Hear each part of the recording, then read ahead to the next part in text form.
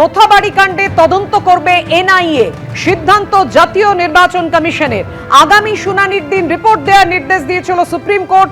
6 এপ্রিলের মধ্যে সুপ্রিম কোর্টে তদন্ত রিপোর্ট জমা দেবে এনআইএ, অর্থাৎ মোথাবাড়ি কাণ্ডে এনআইএ তদন্ত করবে কালকেই। এবং এনআইএ টিম কিন্তু কালকে পৌঁছচ্ছে এই রাজ্যে, এমনটাই কিন্তু নির্বাচন কমিশনের তরফ থেকে জানানো হচ্ছে। এবং এক্ষেত্রে বলে রাখি, মুখ্য নির্বাচন কমিশনার জ্ঞানেশ কুমারের এটা সিদ্ধান্ত। তিনি কিন্তু এই ইনভেস্টিগেশনের ভার দিচ্ছেন, কালিয়াচকের যে ইনভেস্টিগেশনের ভার সেটা এনআইএ এর হাতে দিচ্ছেন।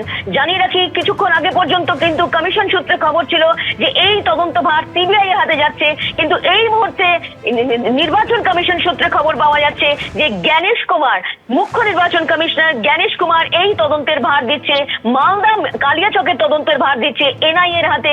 এবং এনআইএ টিম পৌঁছচ্ছে কালকেই এখানে এই রাজ্যে পৌঁছচ্ছে। রুমা, তুমি আমাদের সঙ্গে থাকো। যে বড় খবরে আমরা রয়েছি, কিছুক্ষণ আগে পর্যন্ত এটা জানা গেছিল যে সিবিআই ঘটনা তদন্ত করবে। সিইও তরফ থেকে এই তথ্য জানানো হয়েছিল যে সিবিআই তদন্ত করবে, আর এই মুহূর্তে জানা যাচ্ছে যে এনআইএ তদন্ত করবে।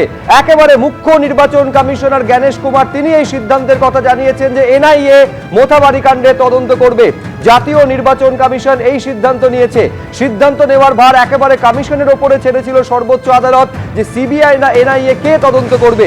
সিদ্ধান্ত নিয়েছে জাতীয় নির্বাচন কমিশন, এনআইএ এই মোথাবাড়ি কাণ্ডের তদন্ত করবে। আবারও কথা বলবো, রুমা পাল আমাদের প্রতিনিধি রয়েছেন। রুমা, তার মানে তুমি জানাচ্ছ এনআইএ আগামীকালই রাজ্যে তারা আসছে এবং তদন্তভার গ্রহণ করতে চলেছে।